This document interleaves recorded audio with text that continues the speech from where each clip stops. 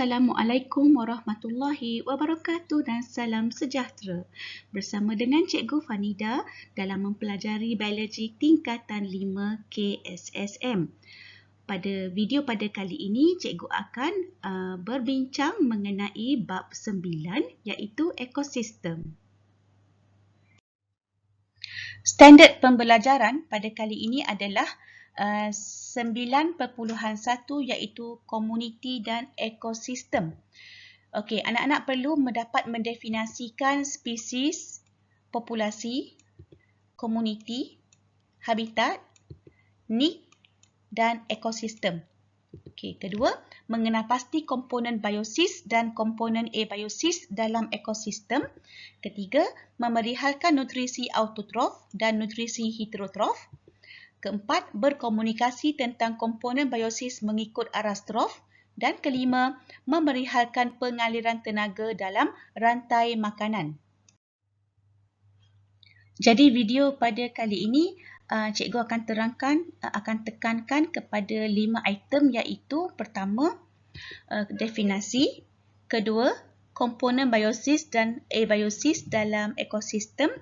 Ketiga, nutrisi autotrof dan nutrisi heterotrof. Keempat, komponen biosis mengikut aras trof. Dan kelima, pengaliran tenaga dalam rantai makanan. Baiklah, kita mulakan dulu dengan yang pertama iaitu definisi.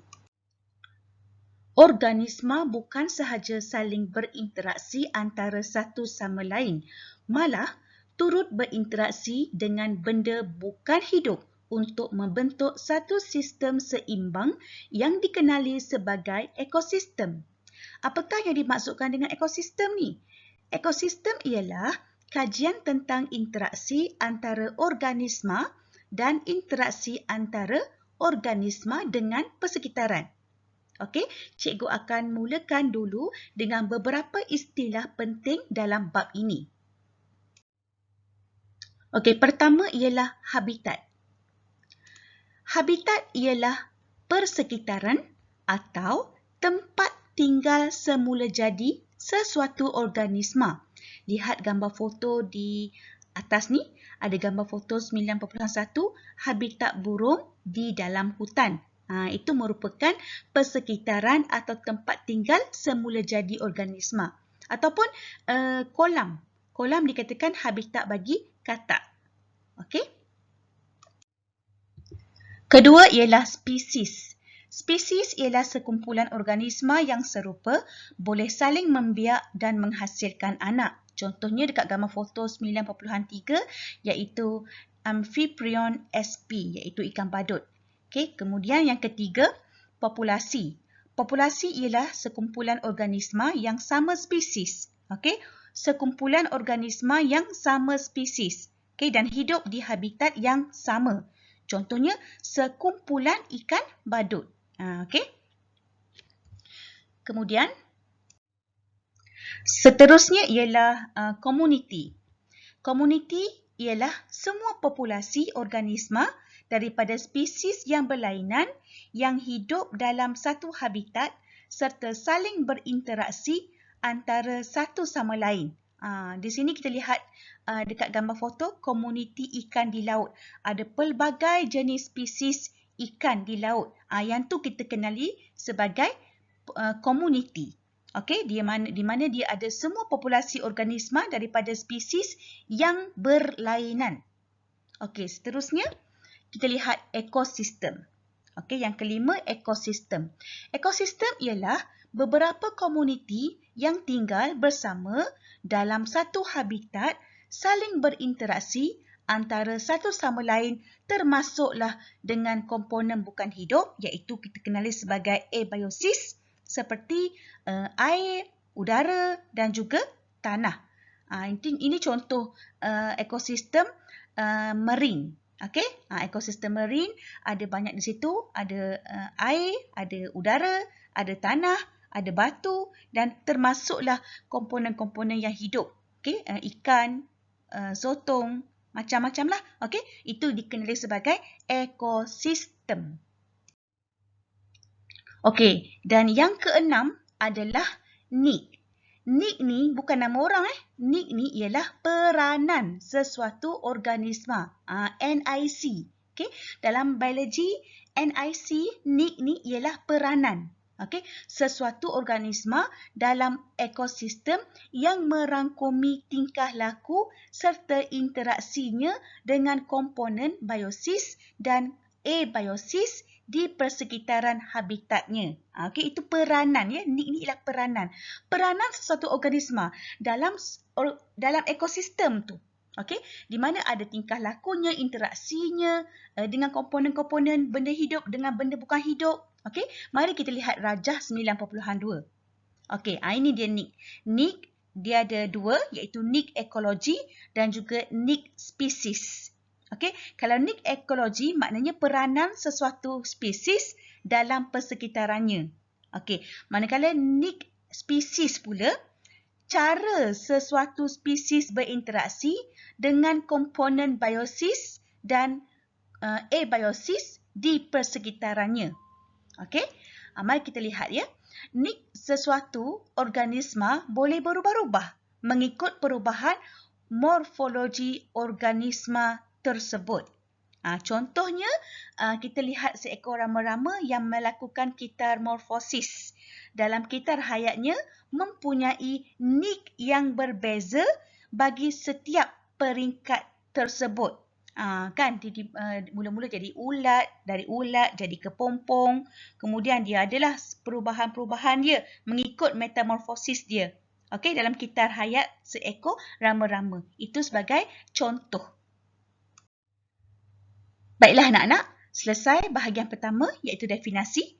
Cikgu akan teruskan dengan yang kedua, komponen biosis dan abiosis dalam ekosistem.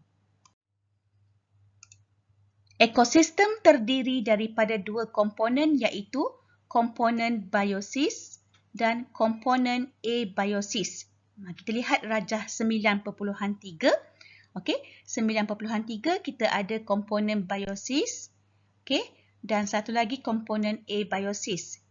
Komponen biosis terdiri daripada pengeluar, pengguna, pengurai.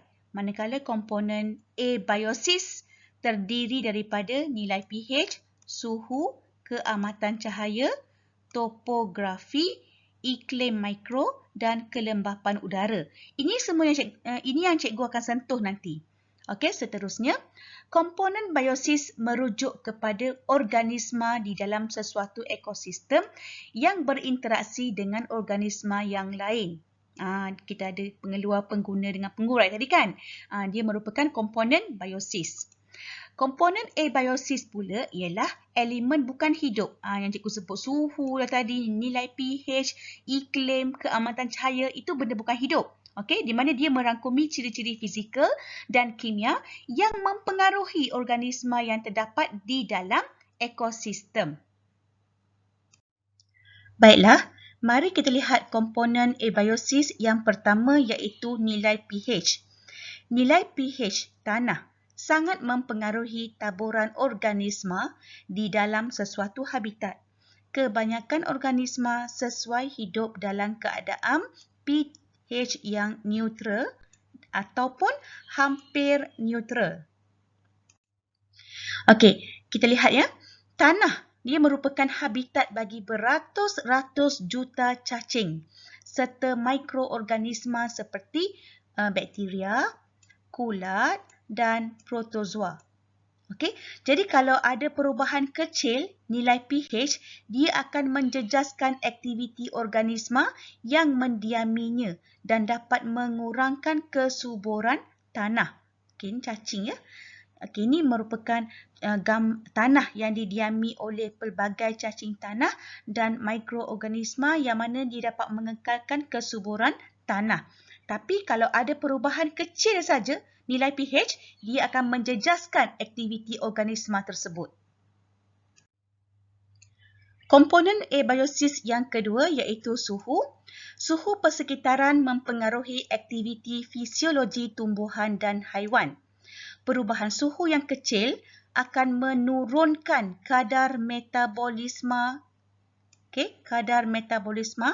kerana semua enzim yang memungkinkan tindak balas fisiologi sangat sensitif terhadap perubahan suhu.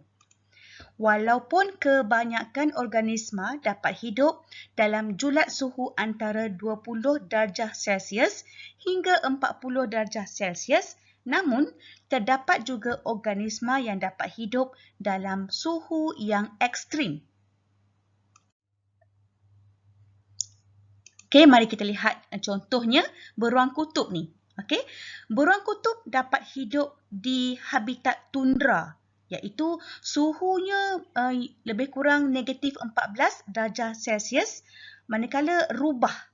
Rubah boleh hidup di gurun dengan suhu mencecah 45 darjah Celsius pada siang hari.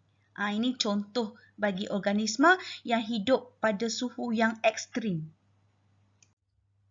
Okey, seterusnya komponen abiosis yang seterusnya keamatan cahaya.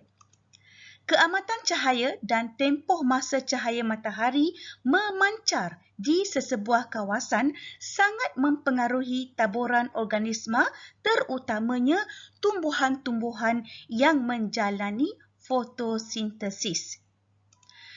Pokok tinggi yang terdedah kepada keamatan cahaya yang tinggi di kawasan hutan hujan tropika membentuk kanopi yang rendah keamatan cahaya di bawahnya. Jadi biasanya kalau hutan hujan tropika, tumbuhan dia, pokok-pokok dia tinggi-tinggi. Sebab dia berlumba-lumba untuk dapatkan cahaya matahari. Jadi, kawasan hutan hujan tropika tu dia akan membentuk kanopi yang rendah. Kanopi yang rendah keamatan cahayanya. Maknanya dia teduh dekat bawah dia tu. Kita panggil kanopi. Membentuk kanopi yang rendah keamatan cahaya di bawahnya. Habis tu pokok-pokok yang tinggi dah tinggi-tinggi semua. Jadi di bawah pohon tu dia akan jadi teduh lah. Okey, itu maksud dia.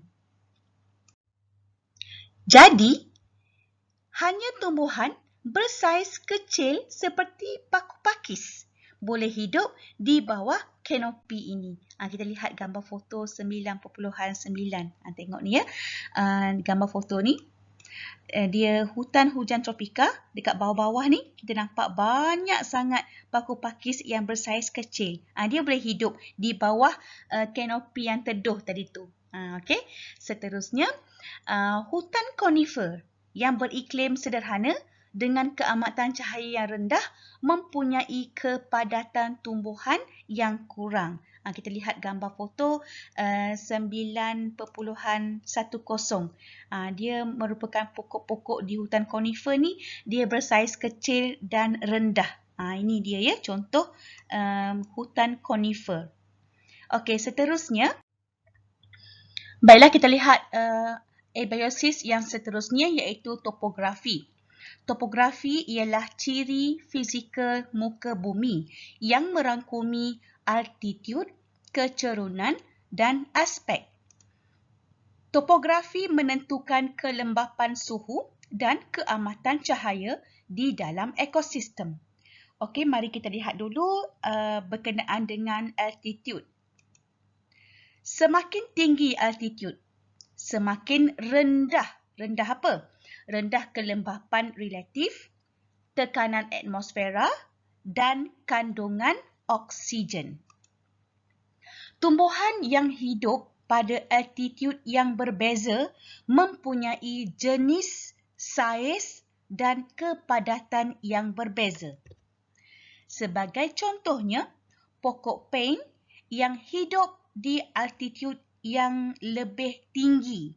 Okey, altitude yang lebih tinggi bersaiz lebih kecil berbanding daripada pokok meranti yang hidup di hutan hujan tropika. Itu perbezaan yang sangat ketara. Okey. Seterusnya, kecerunan. Kecerunan, lereng-lereng bukit yang curam lebih mudah terhakis apabila pergerakan air yang deras. Lapisan tanah menjadi lebih nipis dan kering. Kawasan ini kurang ditumbuhi pokok kecuali tumbuhan gunung yang renek, berduri serta berdaun kecil dan runcing. Kita lihat yang ketiga iaitu aspek. Aspek ni merujuk kepada arah tiupan angin dan sinaran cahaya matahari. Lereng bukit yang menghadap ke laut lebih padat tumbuhan berbanding lereng bukit yang menghadap ke daratan. Lereng ini mendapat taburan hujan yang lebih. Lereng yang menerima lebih banyak cahaya matahari mempunyai tumbuhan yang lebih padat. Seterusnya, iklim mikro. Komponen biosis, abiosis yang seterusnya ialah iklim mikro. Iklim mikro merujuk kepada keadaan iklim bagi satu kawasan kecil yang berbeza daripada kawasan di sekitarnya. Iklim mikro mungkin berlaku di bawah batu atau di bawah rimbunan pokok besar di dalam hutan kanopi. Iklim mikro dia bergantung kepada suhu, kelembapan, keamatan cahaya, keseimbangan haba, tekanan atmosfera, sejatan air serta keupayaan tanah untuk menakung air di kawasan tersebut bagi mengekalkan kelembapan. Okey, sebagai contoh, cikgu bagi contoh iklim mikro yang berlaku di bawah batu, ulat gonggok lah. Okey, jadi ulat gonggok ni iklim mikro di bawah batu yang menjadi habitat dia. Okey, ia jadi habitat ulat gonggok. Seterusnya, komponen abiosis, kelembapan udara. Kelembapan udara iaitu kuantiti wap air dalam udara mempengaruhi taburan organisma di dalam sesuatu habitat. Lebih banyak organisma mendiami kawasan yang berkelembapan tinggi. Kelembapan udara yang rendah meningkatkan kehilangan air dari stoma melalui transpirasi. Keadaan ini meningkatkan penyerapan air dan garam mineral dari dalam tanah. Transpirasi juga memberi kesan penyejukan kepada tumbuhan bagi mengekalkan suhu optimum tindakan enzim. Okey, cikgu nak streskan berkenaan dengan kelembapan udara ni. Kalau kelembapan udara yang tinggi, lebih banyak organisma mendiami kawasan tersebut. Kalau kelembapan udara yang rendah, dia akan meningkatkan kehilangan air dari stoma. Kelembapan udara yang rendah ni bermaksud kawasan tu panas. Ya, kelembapannya rendah lah. Jadi, dia akan bila panas, kehilangan air dari stoma akan meningkat melalui transpirasi. Itu maksud dia. Kelembapan udara. Kalau cuaca panas, kelembapan udaranya rendah. Okay. Kalau cuacanya sejuk, hujan, kelembapan udaranya tinggi. Faham ya anak-anak? Okey, cikgu teruskan lagi. Okey. Ini contoh kelembapan udara. Ini contoh gambar foto bagi 9.2 badak. Okey, badak yang suka dalam keadaan kelembapan. Okey, dia berendam dalam air. Badak ni dia mempunyai saiz badan yang sangat besar menyebabkan badak mempunyai nisbah jumlah luas permukaan per isi padu yang rendah. Oleh yang demikian, kadar haba yang dibebaskan daripada kulit adalah rendah. Jadi pada hari-hari panas, badak sering berendam di dalam air berlumpur. Teringat dekat kuih badak berendam ya. Okey, ketika lumpur mengering di tubuhnya, badak menjadikan lumpur itu sebagai lapisan yang melindungi kulit daripada sinar matahari yang menyejukkan badan. Dia macam pakai bedak sejuk lah. Macam tu lah lebih kurangnya. Okey, dia punya lumpur dia tu. Dia nak jadikan sebagai melindungi kulit daripada sinaran matahari. Okey, cikgu teruskan lagi. Okey, kita pergi ke kandungan yang ketiga pula ya. Kita ada 5 tadi kan? Ini yang ketiga. Nutrisi autotrof dan nutrisi heterotrof. Okey, apakah nutrisi ni? Nutrisi ialah cara organisma memperoleh nutrien dan tenaga daripada makanan yang dimakan untuk proses hidup.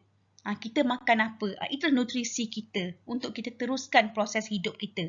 Anak burung memperolehi nutrien dan tenaga daripada dia makan cacing yang dimakan itulah. Okey, dapatlah tenaga. Itu namanya nutrisi. Terdapat 2 jenis nutrisi iaitu autotrof dan heterotrof. Okey, mari kita lihat dulu apa yang dimaksudkan dengan autotrof. Autotrof ni ialah perkataan auto maksudnya sendiri, trof maksudnya makanan, trofo. Okey, trofo ni tropos, makanan. Jadi autotrof makanan sendiri, buat makanan sendiri. Kita ada 2 iaitu fotoautotrof, kedua chemoautotrof. Okey, fotoautotrof. Perkataan foto tu dia daripada perkataan cahaya, fotosintesis, foto. Maksudnya organisma yang mensintesis sebatian organik daripada karbon dioksida dan tenaga cahaya. Fotoautotrof dapat mensintesiskan makanan sendiri melalui proses fotosintesis. Contohnya tumbuhan hijau lah, tumbuhan yang mengandungi klorofil yang dapat menyerap cahaya matahari. Okey, kemudian chemoautotrof. Chemoautotrof merangkumi beberapa jenis bakteria yang mensintesiskan sebatian organik tanpa menggunakan cahaya matahari. Okey, contohnya nitrobacter lah ya. Okey, chemoautotrof memperoleh tenaga melalui pengoksidaan bahan tak organik seperti hidrogen sulfida dan amonia melalui chemosintesis. Okey, contohnya nitrobacter. Apa pula yang dimaksudkan dengan heterotrof? Heterotrof, heteros maknanya yang lain, tropos, makanan. Makanan yang lain. Apa maksud dia tu? Kita ada 3 iaitu saprotrof, kedua holozoid, yang ketiga parasit. Kita lihat dulu saprotrof. Saprotrof ialah organisma saprofit yang memperolehi nutrien daripada bahan organik yang mati dan mereput. Heterotrof tadi cikgu sebut apa tadi? Cikgu sebut yang lain makanan. Maknanya dia dapat makanan daripada sumber lain. Memperolehi nutrien daripada sumber lain. Kalau macam saprotrof ni, saprofit yang memperolehi nutrien daripada bahan organik yang mati dan mereput. Itu maksud dia. Okay. Pencernaan dilakukan di luar badan organisma sebelum nutrien diserap ke dalam badan. Contohnya kulat. Kulat kan dia makan mendapatkan nutrien daripada bahan organik yang mati dan mereput. Okay. Yang kedua, holozoid. Apa maksud holozoid ni? Organisma yang memakan bahan organik pepejal yang kemudiannya mencernakannya dan diserap ke dalam badan. Manusia dan hampir semua jenis haiwan ialah holozoid. Okay. Kita makan makanan tu, makanan organik pepejal, kemudian kita cernakan dalam perut kita. Okay. Yang kemudian kita serap ke dalam badan kita. Okay. Manusia dan hampir semua jenis haiwan dikenali sebagai holozoid. Kita tak boleh buat makanan sendiri. Kita tak ada klorofil. Okey, untuk serap cahaya matahari untuk lakukan proses fotosintesis. Tak ada. Jadi kita perlu bahan organik pepejal, okey, kemudian mencernakannya dalam badan kita. Okey, untuk kita serap ke dalam badan kita. Okey, yang ketiga parasit. Parasit ni apa? Parasit ialah organisma yang menyerap nutrien daripada perumah. Nutrien daripada perumah. Sebagai contohnya, kutu dan cacing pita yang menyerap nutrien daripada perumah iaitu manusia. Kan, manusia itu hidup. Dalam perut kita ada cacing pita contohnya. Jadi, dia akan serap nutrien yang ada pada manusia tu dan dia dapat manfaat. Dan manusia tu yang tidak dapat manfaat lah. Mungkin manusia yang mengandungi cacing pita dalam perut dia tu, dia akan mengalami kekurangan nutrien. Dia akan jadi kurus, makan banyak-banyak tapi kurus juga. Okay. Kemudian contoh lagi kutu. Kutu kan duduk di bahagian badan kita. Itu pun merupakan parasit. Okey, seterusnya kandungan yang keempat iaitu komponen biosis mengikut aras trof. Okey, kita tengok ya. Komponen biosis terdiri daripada organisma yang memerlukan tenaga untuk menjalankan proses hidup. Manusia dan haiwan memperoleh tenaga dengan makan organisma lain termasuk tumbuhan yang berfotosintesis. Okay. Herbivore tadi kan. Herbivore dia makan tumbuhan-tumbuhan lain. Okay. Seterusnya, sumber tenaga yang paling utama untuk semua organisma berasal dari matahari. Komponen biosis terdiri daripada 3 kumpulan iaitu pengeluar, pengguna dan pengurai. Okey, mari kita lihat rajah 9.5. Ini dia rajah 9.5. Komponen biosis mengikut aras trof bermula daripada cahaya matahari. Okey, kemudian pengeluar iaitu tumbuhan, autotrof yang mensintesiskan bahan organik daripada bahan tak organik. Pengeluar terdiri daripada tumbuhan hijau yang mensintesiskan glukosa daripada air dan gas karbon dioksida dengan bantuan tenaga daripada cahaya matahari. Okey, tumbuhan-tumbuhan hijau lah yang melakukan proses fotosintesis. Kemudian anak panah pergi ke pengguna primer. Okay, pengguna primer ni merupakan herbivore yang memperoleh tenaga dengan makan pengeluar. Okey, dia hanya makan tumbuhan saja. Kita kenali sebagai pengguna primer. Kemudian, anak panah pergi ke pengguna sekunder. Pengguna sekunder ni merupakan carnivore, yang makan pengguna primer atau omnivore yang makan pengguna primer dan pengeluar. Itu dia. Dia makan pengeluar dan juga dia makan pengguna primer. Contohnya, burung kecil ni kan. Burung kecil ni dia makan ulat beluncas. Ulat beluncas ni merupakan pengguna primer. Pada masa yang sama, dia pun makan pengeluar juga. Dia makan pengeluar juga. Dia makan padi. Okay. Seterusnya, pengguna tertier. Anak panah seterusnya, pengguna tertier. Pengguna tertier merupakan karnivor yang makan pengguna sekunder. Dia makan daging. Pengguna sekunder. Okey. Seterusnya, pengurai.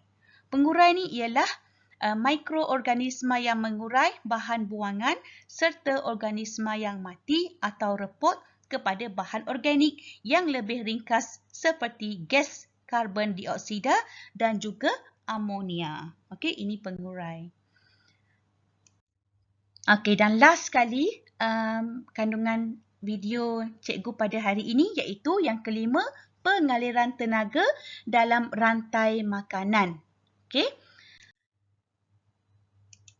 Organisma di dalam sesebuah ekosistem saling berinteraksi antara satu sama lain dalam bentuk hubungan pemakanan. Hubungan tersebut ditunjukkan dalam rantai makanan. Okey. Rantai makanan ialah satu urutan pemindahan tenaga dari satu aras trof ke aras trof yang berikutnya bermula daripada pengeluar. Okey, dalam rantai makanan dimulai dengan pengeluar dan diakhiri dengan pengguna sekunder atau pengguna tertier. Kita lihat rajah 9.6 nanti. Organisma akan makan organisma daripada aras trof sebelumnya. Okey. Tenaga dipindahkan dari organisma yang dimakan kepada organisma yang memakan. Faham tak? Kalau primer kepada sekunder. Jadi tenaga dekat primer tadi akan dipindahkan kepada sekunder. Itu maksudnya tenaga dipindahkan dari organisma yang dimakan kepada organisma yang memakan. Okey. Organisma yang makan organisma lain mendapat tenaga daripada tisu badan organisma yang dimakan. Ini cikgu sebut tadi itulah. Okey, kalau contohnya, cikgu bagi contoh nama dia. Okey, burung pipit tadi. Burung pipit dia makan beluncas. Beluncas, okey. Burung pipit akan dapat tenaga daripada tisu badan beluncas yang dimakan tadi. Itu maksudnya. Okey? Tenaga ini dipindahkan kepada organisma apabila makanan dicerna dan diasimilasikan untuk membentuk tisu yang baharu. Okey, ini dia aras trof dalam rantai makanan. Ada aras trof pertama, aras trof kedua, aras trof ketiga dan aras trof keempat. Ini pengeluar, ini pengguna primer. Primer makan pengeluar. Pengguna sekunder makan primer. Okey, pengguna tertier makan sekunder. Jadi kalaulah tenaga yang ada pada pengguna primer akan dipindahkan kepada dipindahkan kepada organisma pengguna sekunder. Organisma yang mempunyai tenaga, akan dipindahkan kepada pengguna tertier apabila pengguna tertier makan pengguna sekunder. Itu maksudnya cikgu sebut tadi tu. Walau bagaimanapun, dalam keadaan semula jadi, kebanyakan haiwan makan lebih daripada satu jenis organisma. Sebagai contoh, selain urat beluncas, burung juga boleh makan belalang ataupun padi. Cikgu sebut tadi kan, walaupun burung tu sebagai pengguna sekunder dan dia makan primer, iaitu beluncas, tapi burung juga boleh makan padi. Burung boleh makan pengeluar, padi tu pengeluar. Itu maksudnya. Itu dalam keadaan semula jadi.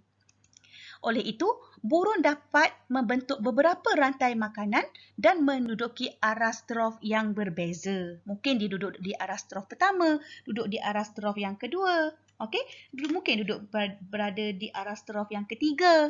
Pertama taklah burung tu sebab burung tak melakukan fotosintesis. Mungkin duduk di aras trof kedua ataupun di aras trof ketiga. Bergantunglah kepada rantai makanan tu. Dia boleh membentuk beberapa rantai makanan.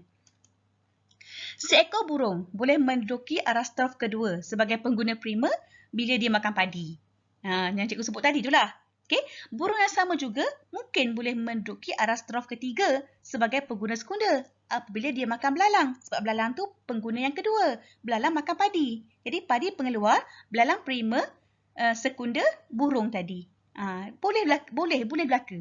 Tak ada masalah. Keadaan ini boleh menyebabkan beberapa rantai makanan saling berhubungan untuk membentuk siratan makanan.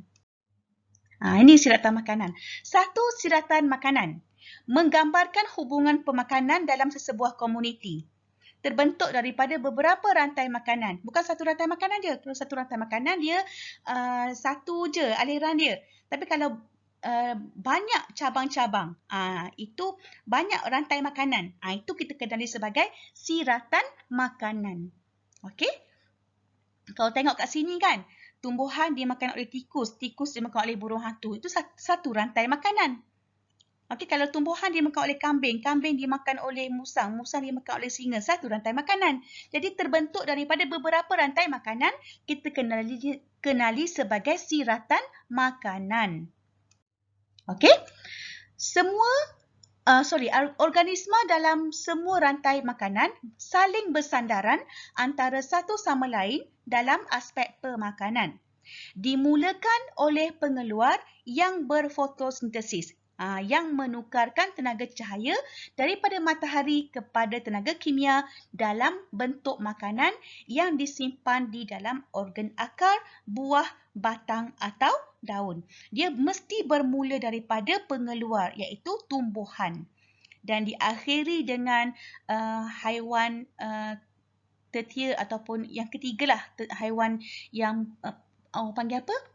Pemangsa. Mangsa. Karnivor biasanya. Karnivor. Haiwan pemangsa.